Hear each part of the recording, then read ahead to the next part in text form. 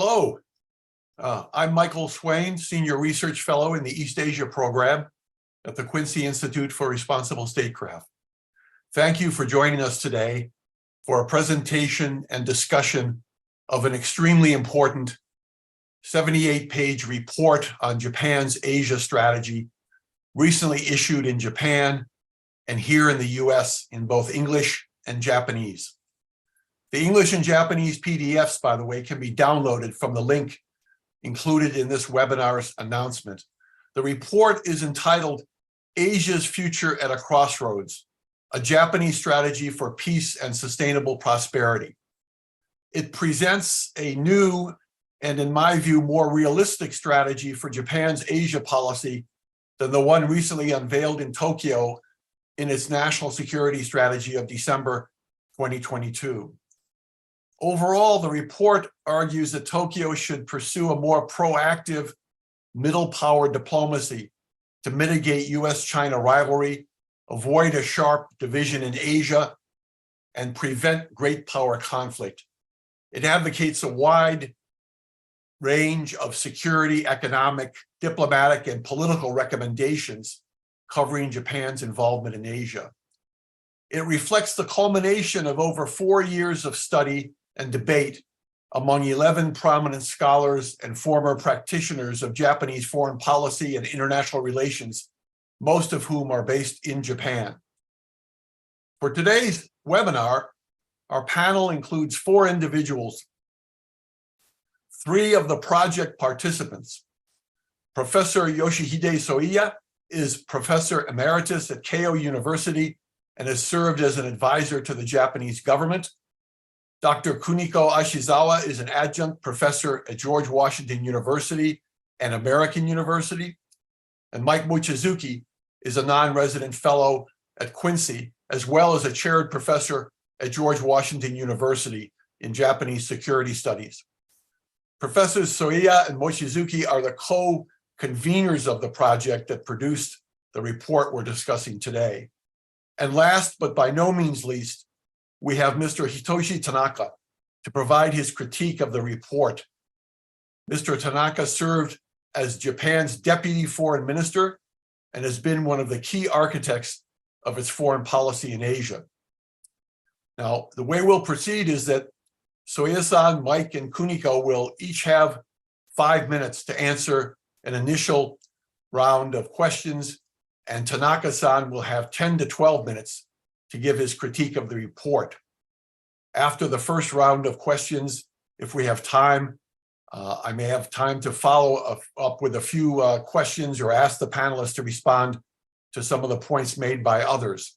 And then finally, I'll raise some questions from the audience.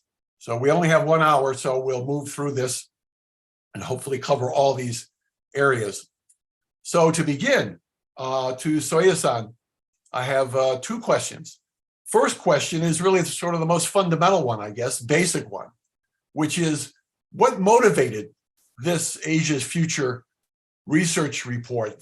What motivated your research group to actually produce this report in the first place? What were the main issues or concerns that you had that you thought it was necessary to come out with this report? Yoshi?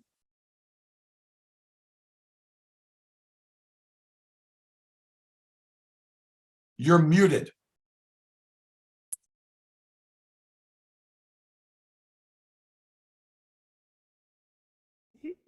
Sorry, okay. There you are. There you go. Oh, okay. Yeah, thank you, Michael, for introducing the project report and chairing this important seminar. And I'm very glad that you read our report as being realistic. And of course, that's what we really think about. And the motivations of this research project, there are, of course, quite a few points, but most important one is our concerns about the so-called paradigm shift explicit in the Japanese mainstream discourse on security, and which is also reflected in the National Security Strategy document. And paradigm shift, I think, from the long-held basic assumptions of Japanese diplomacy. And first explicit one is, of course, the emphasis on geopolitical challenges, dimensions of power politics. And secondly, the emphasis on Japan's military self-help, increase in Japanese the self-defense capabilities as the central element of a coping national strategy. I think both of these are very new to Japan. But Japan doesn't have enough capability to meet those challenges as analyzed. Of course not. So in this discourse, there is a huge discrepancy between the emphasis on geopolitical challenges and the emphasis on Japan's self-help. And the document will never be complete, is not really complete without interjecting the role of the United States or the US-Japan alliance to fill this gap.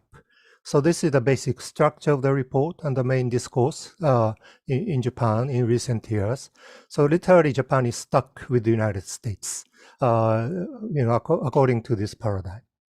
And so there are, subset of concerns or worries. First, is the US that reliable? If US is, this strategy may be functional and perfect, but there is a huge question about the future of the United States. And secondly, where is the Japanese traditional diplomacy as a nexus between the United States and Asia? And in a way, the Japan or the US, and both strategies are propelling a collision course, if you will, and which contribute to the division of Asia in the worst case.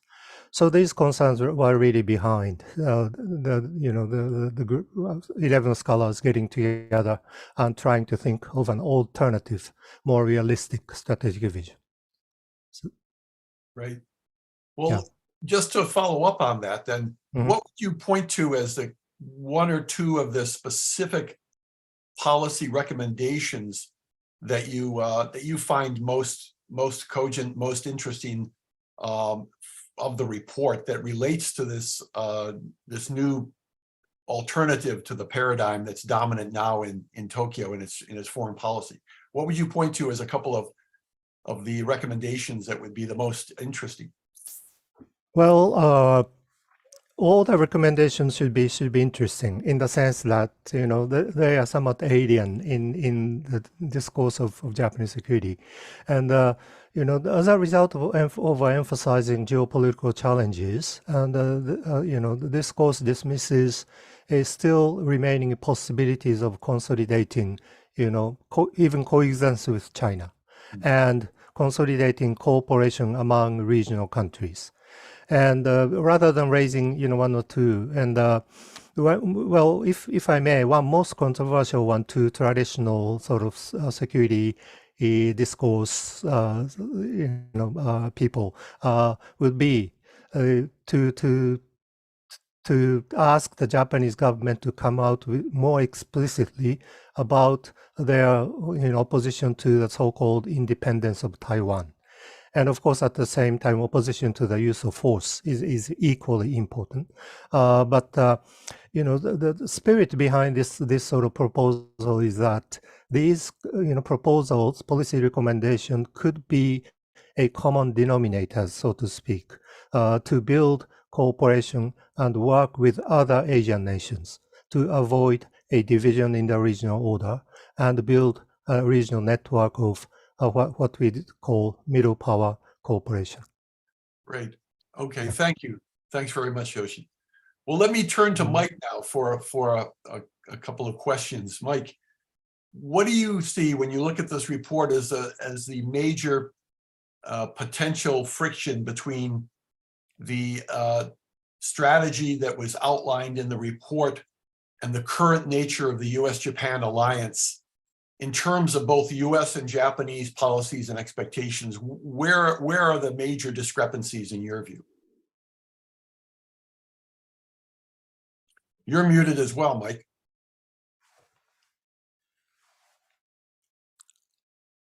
Michael, thanks for that question. So before I address the issue of potential friction between the United States and Japan if our ideas are implemented, just so that there's no misunderstanding, let me just emphasize that our report assumes that there is a general convergence of strategic perspectives, interests, and values between the United States and Japan, and that Japan, as well as the United States, certainly find Chinese assertiveness and economic and military coercion worrisome.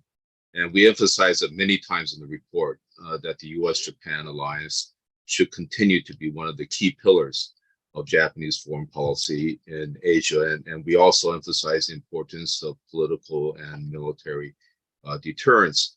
But on the issue of friction, despite this basic convergence in strategic perspectives between the United States and Japan, we recognize that there are probably differences in approach, priorities, and outlook. One stems, basically from Japan's geographic proximity to China. So I think Japan, more than the United States, would probably put greater priority, have greater sensitivity on trying to avoid a confrontational relationship with China and to reduce tensions to prevent war. Secondly, we argue that Japan's approach is less ideological. And so Japan does not want to divide the region and the world into kind of two warring camps, what Americans often refer to this conflict between democracies and authoritarian states. And so what we emphasize and acknowledge is the diversity of political systems in Asia, and we put priority on peaceful coexistence and an open and inclusive regionalism. Now, while some of the ideas in the report, if implemented, disappoint American policymakers and even cause frictions in US-Japan relations, for sure. But I think it really depends on the perspectives within the American policy community. For those Americans who want to transform the US-Japan alliance and the US alliance network in the region into a hard military alliance that is sort of like NATO to contain China and to lock Japan in terms of military operations to defend Taiwan, they will certainly be disappointed. But an American who is concerned about some of the extreme anti-China voices in the US policy community should welcome our ideas and recommendations. And I think our ideas and recommendations should help those in the Biden administration, the moderate voices in the Biden administration that want to engage constructively with China and to stabilize US-China relations. In short, I think what we're trying to do is to stake a broad, middle, and moderate ground between the extreme views that have become more influential in the United States. But we argue that Japan can't do this alone. I mean, we recognize that Japan continues to be a major power, but it needs to build coalitions with other countries. And this is why we advocate a middle power diplomacy. And we see the Republic of Korea as Japan's most important middle power partner in East Asia.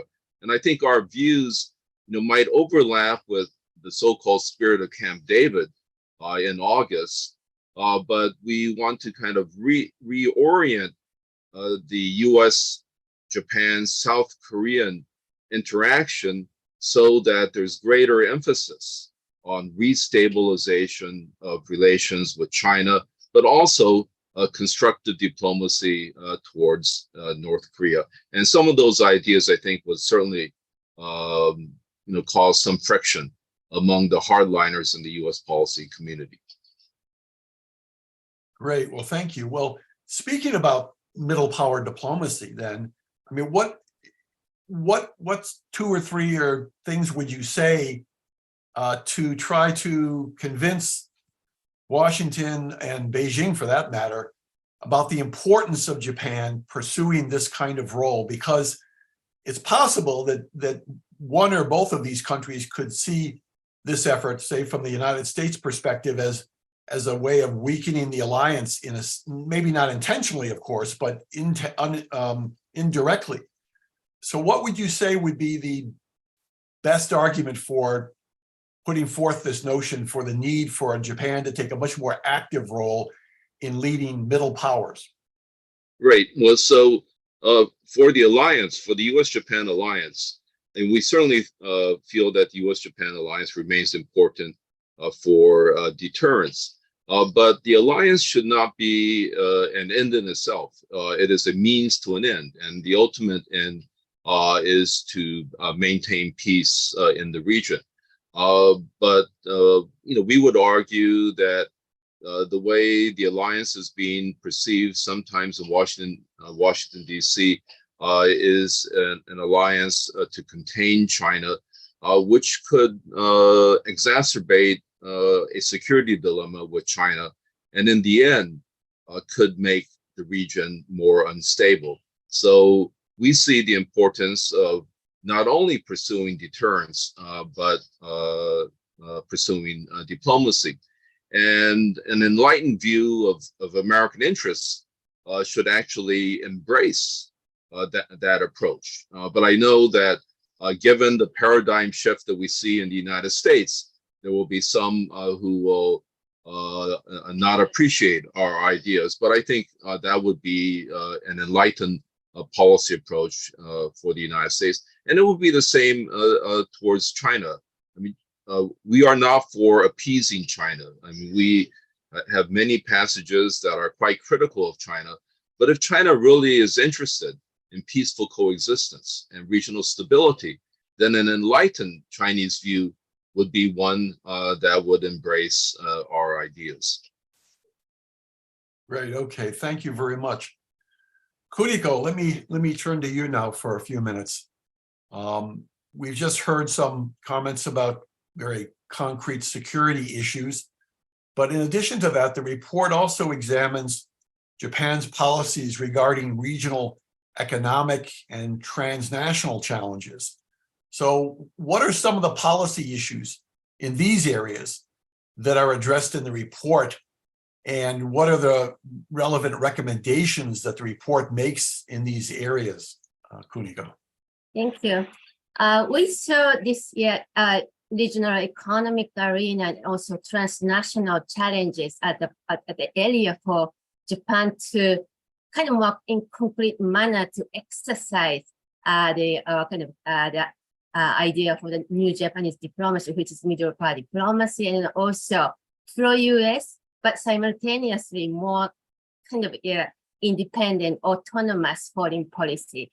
And then particularly in the economic arena, we thought Japan actually had been doing this type of middle power diplomacy and then also a little bit more proactive things since the 1970s. So we wanted to kind of remind our leaders, all kind of policy makers, to what Japan has done it before and to kind of revitalize that what the country has been doing.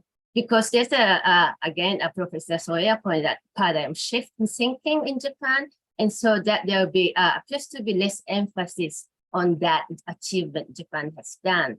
And then particularly in these two areas, because the economic issues and then also transnational challenge the issues, it requires some type of regional cooperation and coordination among the states in Asia.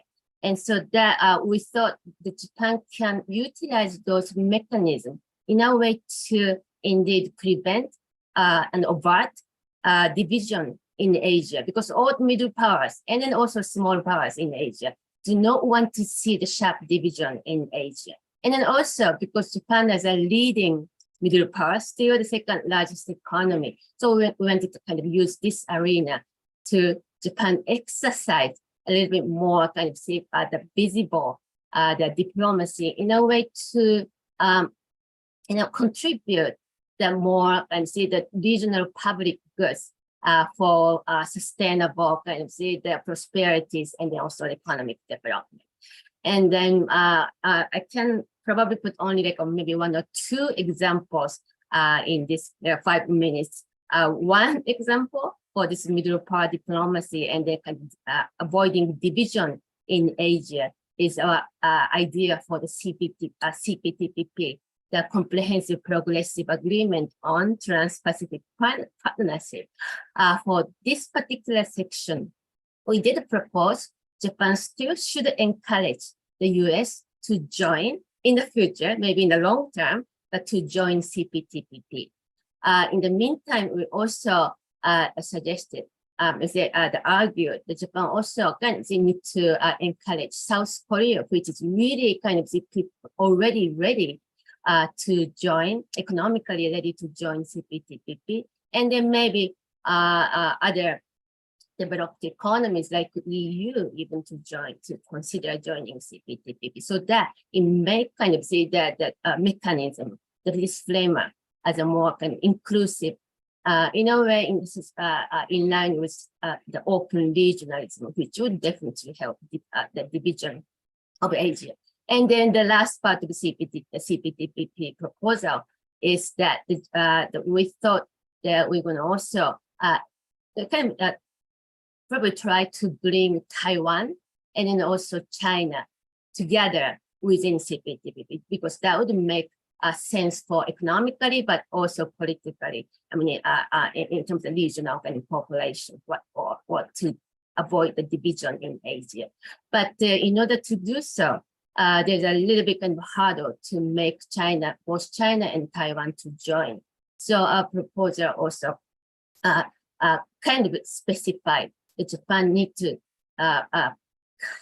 conduct a diplomacy to make China and Taiwan simultaneous admission joining CPTP in with the collaboration with other Asian countries. So that's one concrete proposal we put out. For the Japanese, the more like the leadership for the leading middle power diplomacy in Asia. We also discussed about the climate change, which is a transnational challenge arena.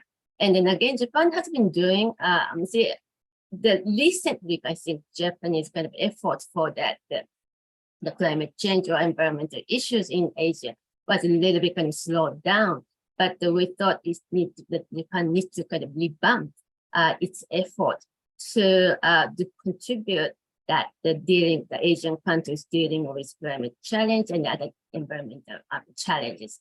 And then for that, for this particular arena, we suggested Japan and then China was a really important actors, influential, the consequential actors for the regional economic environmental issues, particularly climate change. So that we suggested two countries indeed maybe seek to work together for the developing the new environmental technologies, because both are really specialized in this getting the new technologies. But also the two countries may consider working together for introducing low carbon infrastructures and development in the third countries in Asia, i.e. the developing countries in Asia. So by with this two example, we visualize that what Japan can do in multilateral regional institution building,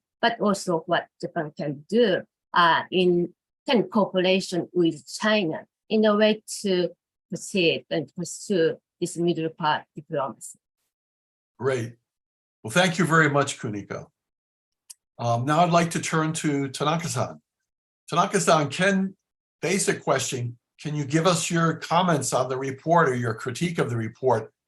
Do you agree or disagree with the report's overarching perspective, its emphasis on middle power diplomacy, etc.? And if you could give us a few of your thoughts on some of the concrete policy recommendations, please.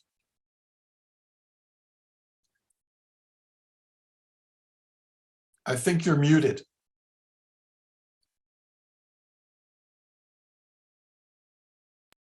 Everyone is doing the same mistake. Right? Yes. Everybody did Okay. the same thing. Good. We can hear you now. Go ahead. Thank you. Okay. Since I left my government about 20 years ago, therefore, I don't represent the government today. As Soeya-san put it, I may be belonging to the old part of Japanese traditional diplomacy. Therefore, there is a large agreement in my, in this report. I can agree to almost all the part, except a few. Therefore, I would, in particular, I would very much like to agree to the concept that deterrence, the expansion of Japanese military power itself wouldn't resolve anything. What is important is a diplomacy in line with the expanding Japanese defense capability and enhanced deterrence against China, against North Korea, against Russia.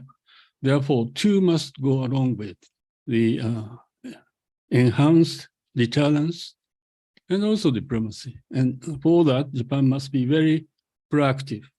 I agree to the basic concept of this report. But I don't agree to the categorization of middle power diplomacy because, it's middle power categorization is a kind of relative thing. From different angle, Japan may be still big power.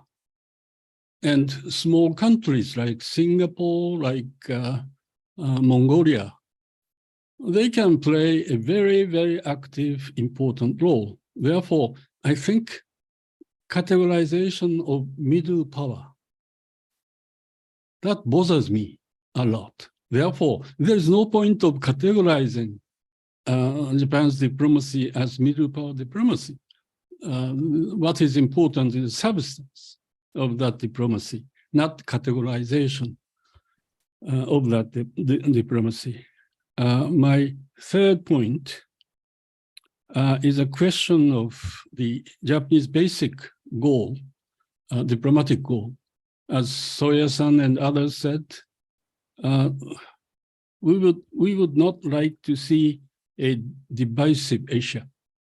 We would not like to see a divisive Asia. But listening to the political leaders or even bureaucratic leaders in the United States say, it appears to me that the United States policy is very much depend upon the concept of a kind of all black and white, kind of, assuming that if you pursue the policy the United States proposes, it's going to be a division of the world. I mean, President Biden talks about autocratic nation versus democratic nation. What it means, I'm sure the president would like to expand the democratic capacity of the world, but by categorizing all those countries as autocracy, that wouldn't help those countries to become democracy. Therefore, I mean, this is somewhat very strange. So,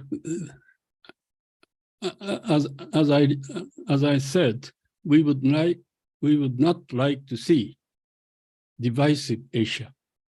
Therefore, I mean, there are a couple of probably it's a question of wording. It's been said that Japan places importance on the relationship with countries who have same value.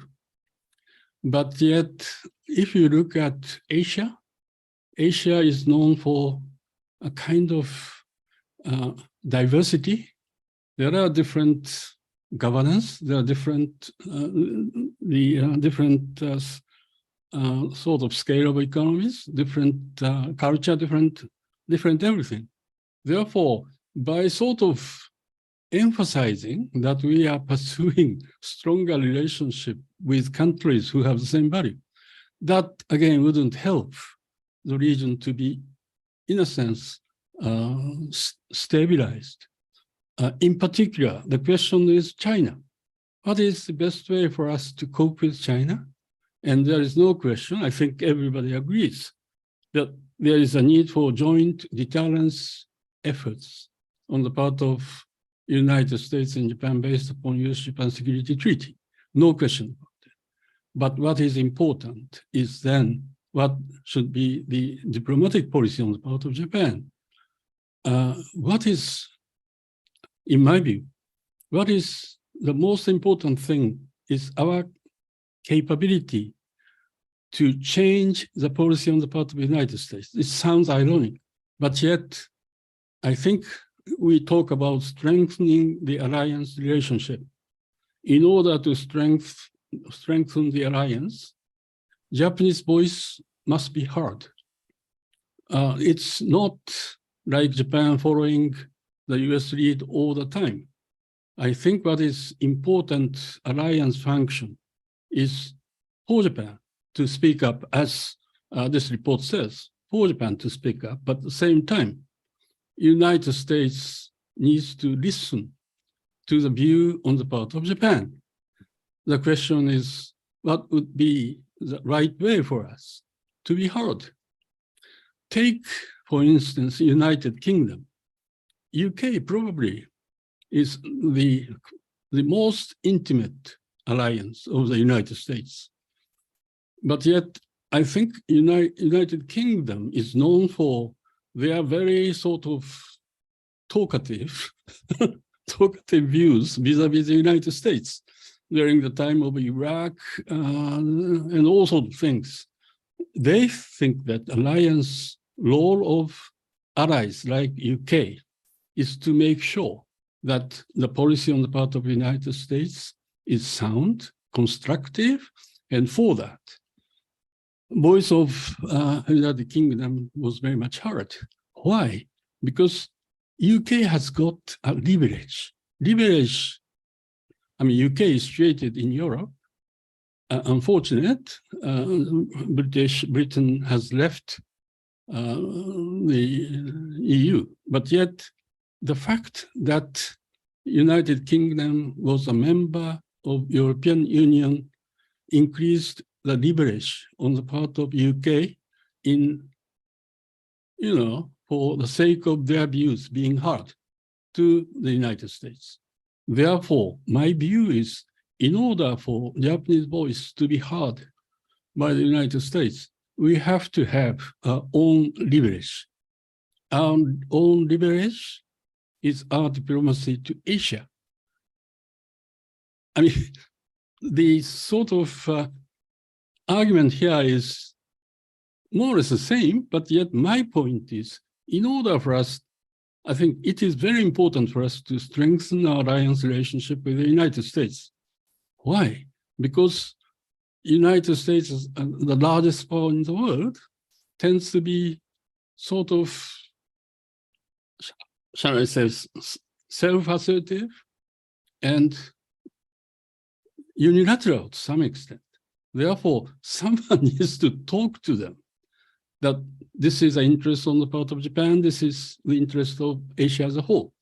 For that, Japan must have a much more proactive diplomacy vis-a-vis China, vis-a-vis Korea, vis-a-vis ASEAN, and the rest of Asia by having a strong alliance, by having a strong relationship with countries in Asia, we could strengthen our alliance relationship with the United States. I organized Prime Minister's trip to North Korea in 2002. It was very firmly disagreed by the United States. All people categorized as neoconservative. They are mad about the one of the closest alliance, Japan. The Prime Minister of Japan goes to North Korea, who had been sort of said as axis of evil. But yet the result, I assured to the American that Japan will not damage the United States interests. Japan has its own agenda. Japan will try to work out our own agenda with North Korea, but yet the result of which will not harm the interests of the United States. And do you think that by Prime Minister's trip to North Korea, the relationship between Japan and the United States has been weakened? No way. Therefore, as Ashizawa-san talks about, I am for the inclusion of China-Taiwan to CPTPP. We say to the United States, it's up to you. You may or you may not wish to join in TPP. America all the time say that because of the Congress, we cannot do that. We understand that. But yet, I think the fact that the United States will not be able to join in CPP doesn't bar us to pursue the inclusion of China and also Korea and Taiwan. So I think what I would like to emphasize is the fact that indeed the deterrence, increased deterrence is good, but yet the proactive diplomacy is needed. And one of the key concepts is to strengthen alliance relationship. What is needed for us to strengthen our relationship with the United States? We need to have a leverage. Leverage comes out of our strong relationship with countries in Asia. I stop here. Great, thank you, Tanaka-san. Well, I want to emphasize for those of you listening in, if you want to ask questions, please do so. You should see the option, the selection for that at the bottom of your screen. I haven't seen any questions coming in thus far, but I'm hoping that that they will. So please do ask any questions or make comments in the Q&A screen. But I would like to ask any of the participants in the report if they have any comments on Tanaka-san's comment about the middle power diplomacy label. I mean, it seemed Mike has raised his hand. I mean, it seemed like what you were saying, Tanaka-san, actually was very much like what is described in the report, that the role of Japan should be to strengthen its diplomacy in the region with other powers in order to gain greater leverage in its interactions with the United States, in part, but we can call it whatever, but it sounds like that's quite similar. But the idea of calling it middle power diplomacy, I think, is something that you disagree with. But anyway, Mike, you put up your hand. I'm somewhat reluctant to answer this question because Professor Soeya is the person who wrote the definitive treatise on Japan's middle power diplomacy. But it's interesting that in the feedback that we've gotten when we rolled out the report in Japan is that was probably the key issue that many people push back on. And I think it represents somewhat of a misunderstanding of what we mean by middle power. So we certainly recognize that Japan, in terms of power capabilities, especially on the economic side, remains a major power. But we're making a fundamental distinction between great powers and middle powers. And what great powers do, and this is like the United States, Russia, and China, is that they pursue foreign policy oftentimes in unilateral means, and they often might engage in the use of military force. And the middle powers that we have in mind, don't tend to do that. And Japan, in that sense, I think really represents what we would call a leading middle power. And then the second point is in terms of strategic leverage. I agree with you fundamentally, Tanaka-san, that the way to get the strategic leverage vis-a-vis the United States is for Japan to have better relations with its neighbors. And I think South Korea is really fundamental to that. But the other thing we should recognize that given the change in relative power with the rise of China, that the United States is more dependent than ever before on Japan. So up until now, I think Japanese tend to worry that the United States is going to abandon Japan, and therefore Japan is reluctant to speak up. But it's really now the opposite, that the United States cannot pursue a effective strategy in Asia without the proactive support of Japan. And therefore, the Japanese themselves should recognize that they have this leverage, and they should be willing to speak up. And this will change kind of the routine that the United States and Japan has had over decades. And Americans will wonder, well, what's happened? But nevertheless, the Japanese should feel confident that they now have this leverage, and they should be willing to speak up. And Americans will then get used to listening to the Japanese. Great. Yoshi, you had your hand up as well. Go ahead. Yes, I'll be just brief because the discussions will be endless. And well, Tanaka-san said categorization, but to me, it's not categorization. I mean, well, even in terms of categorization, I mean, Lowy Institute Asian Power Index, these years categorize Japan in a group of middle powers. But anyway, that's not the point about my argument as well as the report. It's more a concept. It's more a strategic policy concept. And when I started this argument, I presented this as an analytical concept of Japanese behavior. Essentially, we have Constitution, particularly Article 9, in the domain of security and the larger diplomacy, and the US-Japan alliance. So these two premises were the fundamental premises of Japanese policies and behaviors. And I characterize these behaviors as closer to middle power behavior. And so that was my original analysis. But as far as the report goes, I mean, the substance of, is pretty much what we want to, sort of present as a kind of middle power behaviors and the middle power cooperation. So it's a strategic sort of concept as far as the report goes. So if that is accepted, it may just end up being as just a small problem of phrasing and naming this diplomacy. And maybe if that's a level of disagreement, it may not be that substantial as I would think. Great. Well, thank you.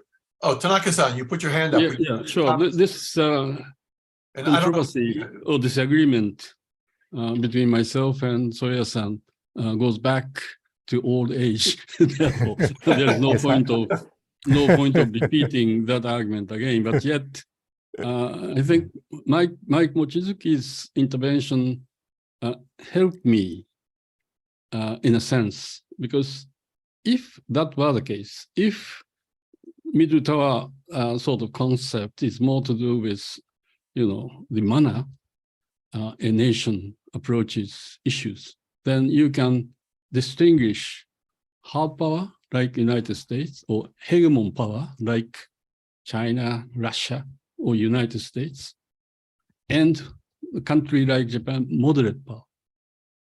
So I simply don't like to sort of size the nation in terms of big, middle, small.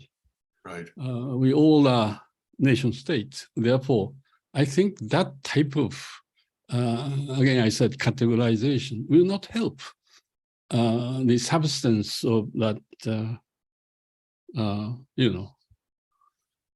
The second thing, again, in relation to what Mike Mochizuki said, again, the whole question is question of China. How to make sure China is an sort of, reasonable entity. I mean, China would never be a reasonable entity, but yet deterrence. And again, America says, well, we understand America has no longer pursued engagement policy. For Japan needs to pursue engagement policy. Why? Because given the geographical proximity, China is by far the largest economic partner for Japan, and almost all the countries in Southeast Asia, or even Korea, other nations in Asia, China is the largest economic partner. Therefore, you cannot survive in this region without considering the sort of attractiveness or whatever, the market of China. Therefore, and again, the inbound, Japanese stands to gain a lot from those coming from China as a tourist. So I think the interest we have vis-a-vis China may somewhat differ from the interest the United States has. People may say that the United States cannot stand China becomes a hegemon in the region.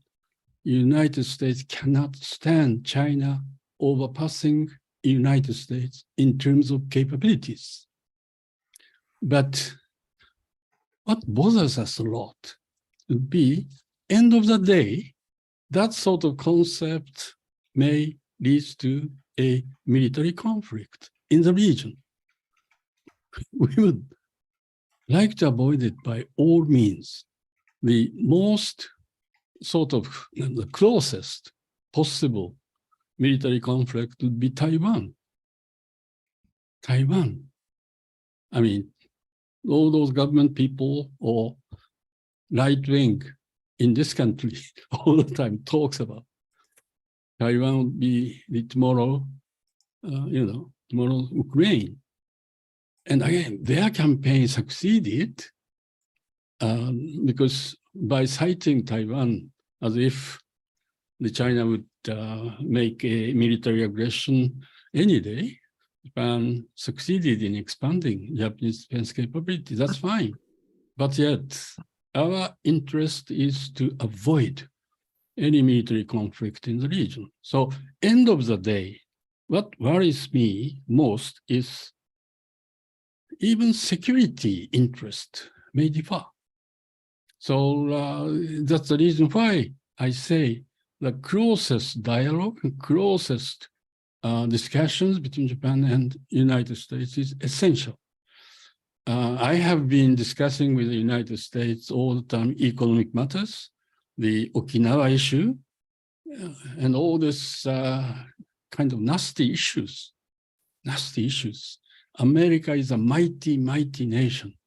Therefore, as you say, Americans' power has become relative. No question about it. America stands to gain more from the alliance relationship with Japan. No question about it. But yet, let's recognize that we may have a different interest. The objective maybe should be the same, but yet the interest vis-a-vis China may be different. Great. Thank you, Tanaka-san.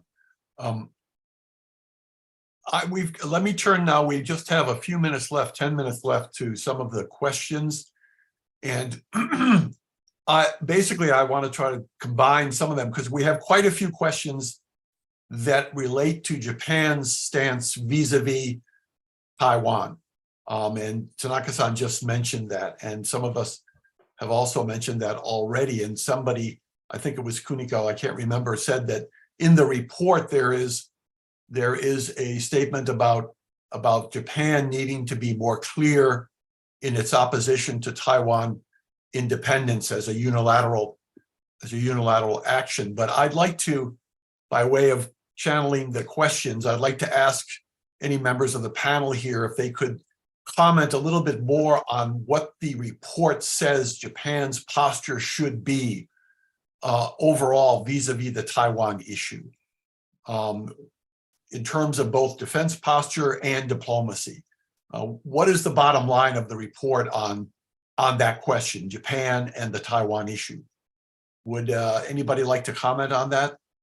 Okay, I'll go first and Mike will follow. Thanks.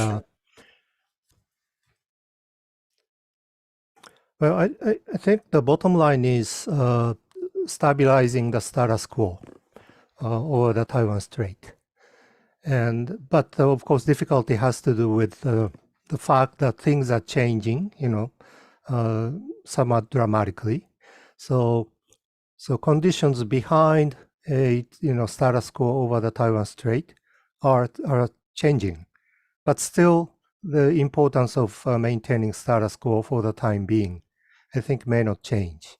So I think that should be the bottom line behind sort of thinking about this question.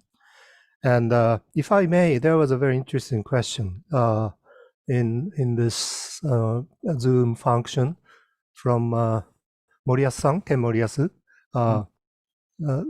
talking about the U.S. being preoccupied with, Europe, Ukraine, and Taiwan, and on top, Israel and Hamas conflict, and which may have larger implications for Middle Eastern sort of security landscapes. So U.S. starting to confront three strategic sort of fronts, and to what extent Taiwan is central to U.S. against these backdrops. I think this is a very important question, and if I may suspect, the intention behind this question is U.S. priority of Taiwan may not be as high as the other two, or maybe for the time being at least. Israeli-Hamas sort of issue should occupy the American decision makers' mind for some time, and so Taiwan, attention to Taiwan may, in relative terms, may be weakened. I don't know whether he suggests to that extreme, but anyway, this is a very important issue coming years, and Japan, of course, has to have its own sort of independence assessment and priorities on these issues, and talk to the United States as a trusted ally, as Tanaka-san, Mochizuki-san have been talking about. And so I'll stop here, and Mike, if you want to follow up. Yeah, Mike, you have your hand up there? Okay. Yes. And Yeah, I think in terms of our bottom line regarding how Japan should approach the Taiwan issue, I think it boils down to three.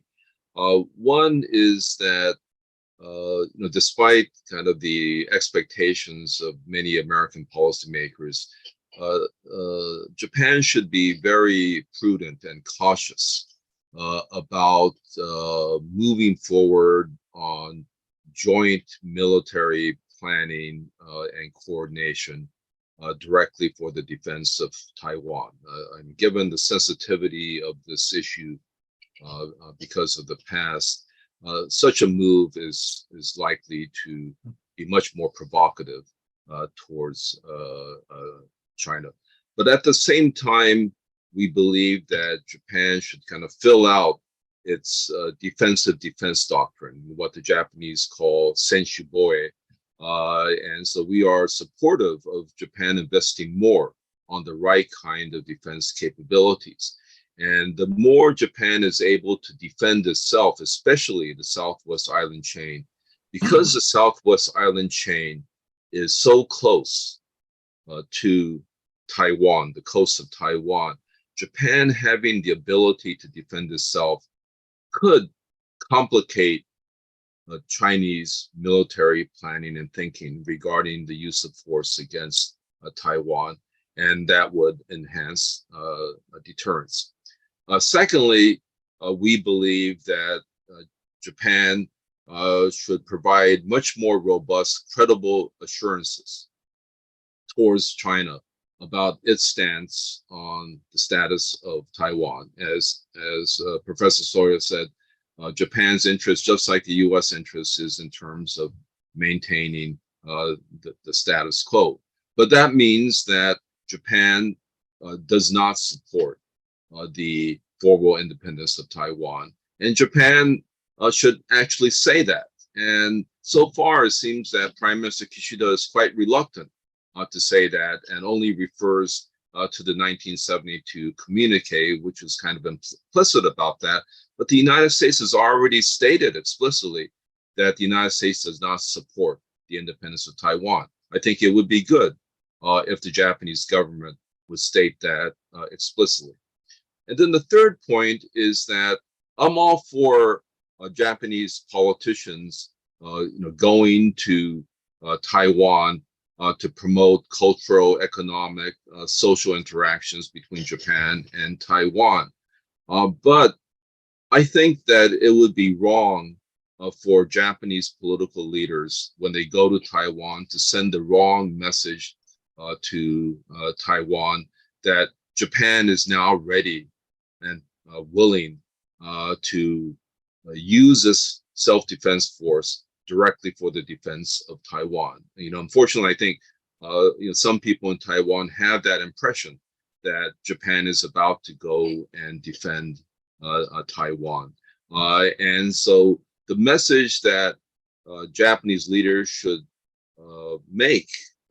should send to the people of Taiwan when they go to Taiwan is that Japan wants to maintain the status quo, and Taiwan should kind of engage in a dialogue with mainland China. Great. Thanks, Mike. Tanaka-san, you had your hand up. We only have 2 minutes. We only have 2 minutes left. Okay, So okay. Three things. One, as Mike Mochizuki said, the Japanese position is, yes, we understand and respect the position of China, but yet we are interested in peaceful settlement of the issue. We all the time say this, peaceful settlement. Two, in the event the United States were to decide to intervene militarily into the contingency, Japan undoubtedly support United States. That would be the prior consultation from the United States based upon Article 6 of U.S.-Japan Security Treaty. There is no, I have no doubt in my mind that Japan will support. The three, much clearer statement for independence of Taiwan may be needed, but yet if you look at the political situation in Japan, it's a suicidal thing for the Prime Minister of Japan. It's a rational policy, no question about it. But yet, it's like hardliners in the US Congress today. You cannot choose your speaker. The same thing. In Japan, there are very strong Taiwan lobby and strong right-wing people, and that is a hazard. So any country has got the political weakness. That's where we are. But in terms of substance of the policy, yes, we are for sure. We would not support the independence of Taiwan. well, thank you. Kuniko, we're right at the 9 o'clock mark, but do you have just a very brief comment? It's 20 seconds. Yeah, because I think this Taiwan issue kind of touches upon the question of human rights promotion and democracy promotion. So we had one section in our report referring to the Japan's position on human rights and democracy. And we really took the realistic kind of approach, which is, yes, Japan is a democratic state, so we need to, of course, take this question seriously. But we emphasize the need of Japan's itself improving our democratic and also human rights record within the country. And also we suggested the more like a bottom-up approach to engage in the civil society organization, more grassroots groups to, in each country, each kind of entity to indeed promote their own way of this human rights and then also democracy questions. So that's our kind of message in our report. Great, thank you very much. Unfortunately, we are out of time. The hour has just shot by. And I hope you will all read this excellent report. There's, of course, much, much more in addition in it and more details describing many of the points that have been made in it. So please do read the report. and distribute it to others. And I want to thank very much Tanaka-san for participating, and of course, the three panelists who are part of this report, Mike and Yoshi and Kuniko. Thank you so much for being part of this. And thank you all to the audience for tuning in and listening to these comments. And in some cases, we didn't get to some of your questions. I'm very sorry about that. We may be able to answer those offline, but thank you very much. It was a great discussion. So take care. Bye-bye. Thank you. Bye-bye.